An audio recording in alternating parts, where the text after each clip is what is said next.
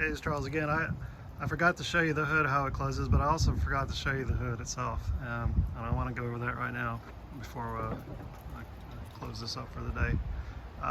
Some of these early 64.5s had kind of a unique hood on them because normally what we expect on an early 64.5 is these little corners are turned out because there's a little bevel right here. It'll be hard to see in there. You can see it pretty good in that light. You can see this. There's a cut right here.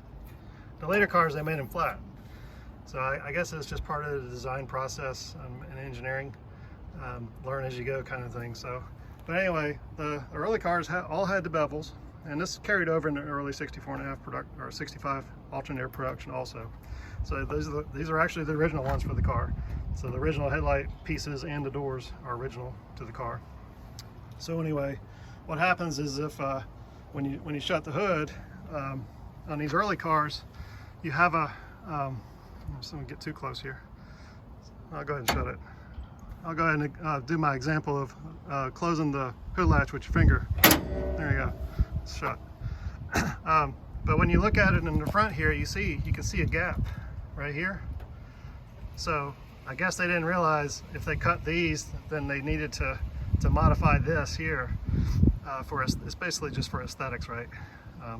Fit and functions fine otherwise. So anyway, the normal 64.5, what they did was they pulled this edge out so it meets up more closely with that right there. And then in 65, they modified this to be flat so that this didn't have to be turned out.